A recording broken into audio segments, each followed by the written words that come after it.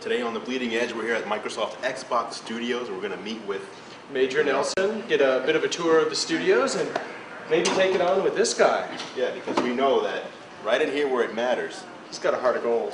Heart of gold. He's a big softie, so.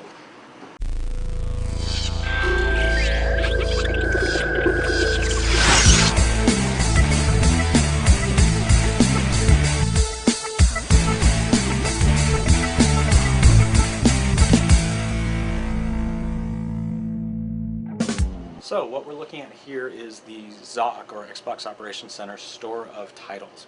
So the job of everyone in the ZOC is to make sure that every game is working all the time, and if something goes wrong, to make sure it gets fixed. So I'm Eric Neustetter. I'm the Xbox Live Operations Manager. In order to make that happen, we have to have a repository of every game that's available for Xbox Live, for Xbox One, and for Xbox 360, and for every region in which that game's available. So if a game's available in North America and in Japan, we need copies of it for both, and we need multiple copies so that we can actually do matchmaking and make sure that the full functionality of the game is working. Actually be able to go in and troubleshoot it by hand. Right, and actually see firsthand, oh, here's the error the users are getting, or wait, that worked fine for me, I need to go look somewhere else. So inside each of these carousels here is 150 DVDs. Obviously we've got quite a few of these carousels here against the wall. And what we have here is a minimum of 4 copies of every game for every region. Okay. So if you look in here, there's going to be 4 copies of Halo 2 for North America, 4 copies for Europe, 4 copies for Japan. That's true for every title ever put out for Xbox One and Xbox 360 that works on Live since the very beginning. So the original Ghost Recon's in here, you name it, we've got copies of it, because those games still work today.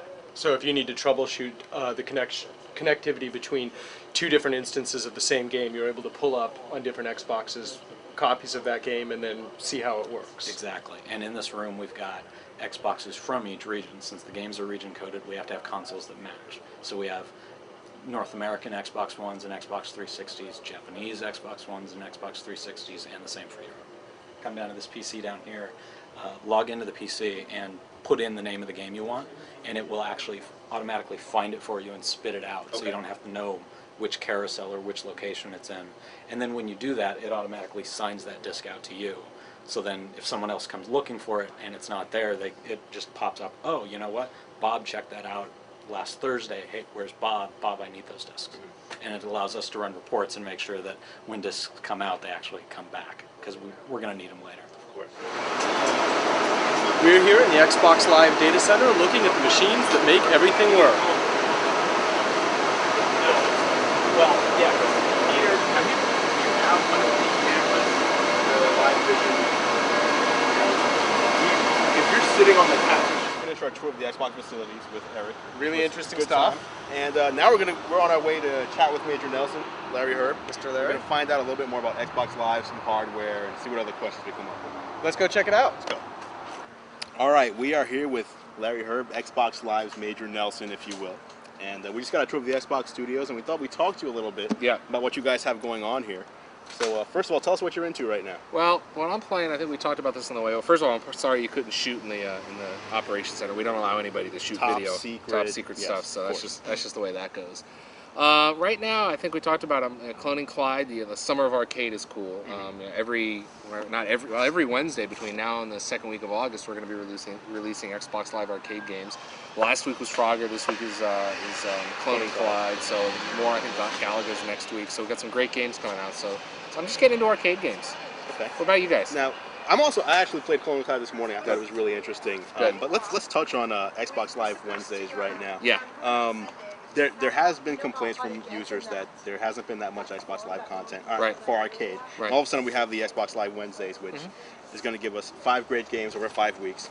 Is that going to continue after the summer, or what's the plan for Xbox Live? Yeah, I talked to the arcade guys, and that's their goal. They want to continue having the releases on Wednesday, every Wednesday. Of course, that's 52 releases a year. Yes. So it's fairly significant. And it's really up to them on how they're managing the portfolio and getting it through the process. So I know that that's something they want to do. They just couldn't commit to the rest of the year of having arcade titles out there. But they've committed to the second week of August. We'll see how it goes from there.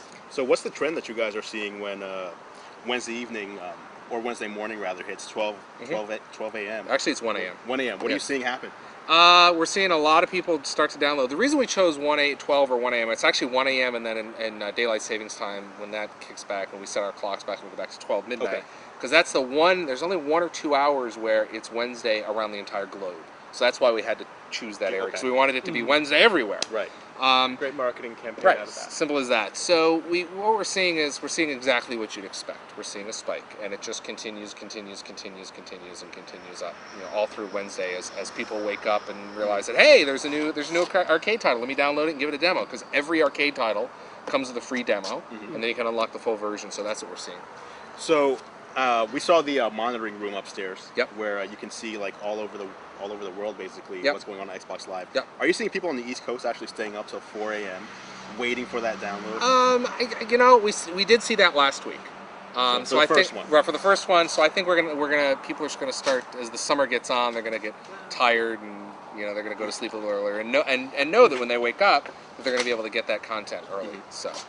Now, we've been seeing, obviously, that the Xbox 360 is a lot more than a gaming platform. Yep. You've been able to pull movies and entertainment in it. Through the Xbox Live Marketplace, yeah. Yeah, and really integrate that in. Is that something that you see growing at the same pace as kind of the Xbox Live Arcade? It's entirely different. I mean, first and foremost, the Xbox 360 is a high-definition gaming console. It's the only one on the market right now and until, sometime in November. The Xbox Live Marketplace has a lot of different facets, from episodic downloadable content, we've all seen that, to the Xbox Live Arcade, which is very successful, which allows people to digitally distribute content. So you can now get the demo and download the demo and then unlock the full title. Then the third part of that is, of course, the media content. So we treat them as separate. We don't look as like one area is getting larger than the other because they're complementary, and that's the way we look at it. Right. Absolutely, making a whole media experience, be it gaming or videos or communicating with friends. Yeah, I mean, we never want to have all of a sudden the marketplace is nothing but videos. I mean, that's not what the marketplace is about. It's about having some videos, having some arcade games, having some downloadable content. So it's really about mixing it all up. How popular have the videos been? I mean, they're quite large if you want to download a 720p HD. But do you see a lot of people downloading, or do you see trends in different types, like action movie trailers? We see, I mean, clearly one of the top trailers, of course, is, as you'd expect, Halo 3. There's no surprises there. Beyond that, it was really around E3 when we did the Bring It Home sweepstakes, where what we did is throughout the entire week of E3, the people that couldn't get to E3, and of course you guys were at E3, is people at home could download the content as it was being released onto the show floor. So it was really incredible. So really, we're seeing a high interest in obviously all the gaming content. People want to see what the new games look like, and what better way to do that than high definition 720p. So really, since we're focusing on games, we're seeing a real focus on the gaming content. It's really successful. So the movie trailers and things like that are kind of a value add. Yeah, people are still downloading them, and it's great when you see like the Tom Cruise with the MI3 trailer that we had, or the Pirates of the Caribbean. That actually debuted on Xbox Live, right? Yeah. And then the Pirates of the Caribbean when we had that premiere or that reveal up on the marketplace. So it's really, again, it's all complementary. Cool. Let's switch gears and talk about some of the accessories that are going to be coming out later this year, holiday. First, a lot of questions we've been getting about the Live Vision camera. We interviewed Peter Moore back at E3, and he wasn't sure of the answer, so maybe you can settle this for us. If you put the camera up on your Xbox 360, which is 8 to 10 feet away from you if you have an HD screen, will that camera zoom in on you and be perfect for viewing for people that are playing? Has it been optimized for Well, we do some things in the software that I'm not, unfortunately, we weren't ready to talk about at E3, nor am I ready to talk about now, but we do some things in the software that will allow you to, we have a full suite of tools, but will allow you to zoom in, for lack of a better term, and crop out everything else. So some of our applications do allow that. Wonderful. And then we have HD DVD on the way. Yep. Tell us more about that. Yeah. What ATI just came out and said they're providing a codec. What can you tell us about the HD DVD player? We know pricing hasn't been announced yet. Pricing hasn't been announced. It's going to be in the stores this holiday season. HD DVD. I don't know if you listen to my podcast, but I did one last week with the HD DVD guys, and it was really interesting to talk to the guys. Clearly, it was biased. The guys work on HD DVD. But they brought us some fantastic points about what it's all about. And for Xbox 360, it's about choice. With other platforms, they're basically telling you you have to have this high definition format, whether you like it or not, to play your games. And therefore, conversely, have to pay for it. And conversely, have to pay for it. Whereas the Xbox 360, we're using standard DVD9 media, which has proven in the past to be plenty of room for existing games. And then if you want to go with an HD DVD player, we're going to have that option this holiday season. Now there won't be any games for the HD DVD player. It's going to be for movies only. That's that correct? It's movie content only, right? Okay. We haven't made any announcements regarding games. Of course. And then, kind of tell us about how the USB ports work, because some people are worried that they're going to have their wireless network adapter.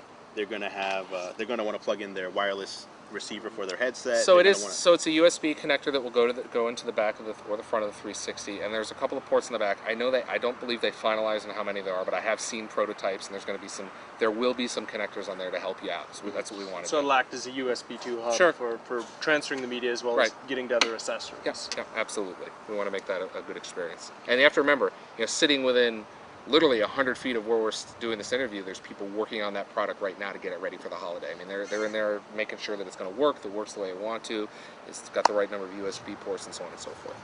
Larry, what are you most excited about for the future of the Xbox 360 as a platform? What excites me is what I've seen of some of the games coming up, and it's standard in consoles. As game developers, as our partners learn about the box and are able to unlock the power, they are able to really do some really new and exciting things. So that's what I'm excited about. I'm excited to see what our partners are going to be doing in the future. I'm excited to see there's going to be some announcements coming up around XNA, which is a development platform for gamers, for developers for the gaming environment. So I'm really excited about some of those announcements that we're going to be making. I think people are really going to like that. Okay. And actually, I wanted to also ask you offhand, Live Anywhere. Yep. Where do you see that going? What do you see? Well, happening where in that doesn't space? it go? I mean, we made that announcement at E3. So the concept of being able to take Xbox Live and have it on your PC, have it on your Xbox 360 as we know it today, have some content on your mobile phone, on your mobile device. We're playing around with a lot of those things. And what you saw was a real broad vision. This is where we want to go, and now we have to run off and execute on that vision. And that's what we're doing right now. We had actual working phone applications at E3. So I could pull out my friends list and look at it. It was really extraordinary. Who's online? Who's online? What are they doing, and so forth. So we're starting that process, but it means a lot of things. One of the things it's going to mean is, as we saw at E3, was the gaming in Vista. The ability we're going to, for instance, play Shadowrun, and you're going to be able to play some folks against the console. Where you're going to have the achievements on certain games on the Xbox 360 on Vista. So we're very excited about that. Live Anywhere is just the tip of the iceberg of taking this fantastic foundation we built with Xbox Live, and then how do we make it, just bring it out into the ecosystem and make it better. Now, with Live Anywhere, will you need to have an Xbox Live profile, or is this going to be turned into just register your Windows Live passport, and that becomes your profile if you don't have an Xbox? Well, right now you don't even need an Xbox 360 to have a profile. You can go up to Xbox.com and open an account, and it's a silver account. You don't even You don't even need to own an Xbox. Okay. You can go get yourself a gamer tag right now. That we did not know. And when you can go up there and you can start posting in our forums and so forth without ever having an Xbox 360. Now, what you can do is you can get your gamer tag, you can sign up. It just takes a passport, and then eventually in 2, 3, 4, 5 months when you get an Xbox 360, or in the future when we enable this on other platforms, you'll have that. You're ready to go. Yeah, it's amazing. Now, earlier we were talking a little about some of the innovation in games. Yeah. Obviously, Nintendo's coming out with their Wii soon, which is innovation in kind of a very different direction. Yeah. Now, I don't see the Nintendo Wii as a direct competitor to the 360. They've got a very different kind of market and target that they're going after. How do you see kind of outside competitors working with and integrating and kind of interacting with the 360 ecosystem over the next generation? Well, first of all, the Nintendo, and Peter Moore said this best, people are going to be able to afford a Nintendo and an Xbox 360 for the price of the PS3. True. Very famous quotes. And you're right, Nintendo has done something a little bit different, and which is great. That we need that type of creative thinking in the space, and they're going to try new and exciting things. The Xbox 360 is doing new and exciting things just in regards to digital distribution, your media in your living room. Absolutely. So they're really trying different things. Now, how are they going to fit all together, and I think they're going to complement each other. I mean, perfect example is you talked about competitors. You can plug your iPod into the Xbox 360 right now and enjoy unprotected music. You know, your music that's not purchased off the music store. You can enjoy that right in game. Yeah, I actually do that. Yeah, so there's a lot of people that do that. So we want to make sure that we continue working with devices that will complement, that you can plug into the Xbox 360, and whether it's show photos, whether it's play music, that it's going to continue to be the best for that. Okay. And one last thing, talking about the whole complement of different things that you can do with the Xbox. Yep. Luminous Live brings up an interesting dynamic. You have the game, and you can download third-party content that will play in the background of that game. How did that even come about? Well, it gets back to the creativity of our content providers, and they looked at this and they realized this is something that we can do. Xbox 360 and the Xbox Live platform and the marketplace and all these pieces that make it all up are very exciting. So when they looked, they said, "Oh, could we do this?" And they worked and said, "You know what? We can do that." And that's the power of the software in the box. So what can people expect as far as Luminous Live, which isn't out yet? We expect it to launch soon. At E3 we saw Madonna in the background, music video. Is this going to be purchasable content? People can download new music videos to play in the background, or is it going to be prepackaged? Or don't know at this time. You'd have to ask the publishers. Okay. I haven't seen any plans around it. Okay. Very cool.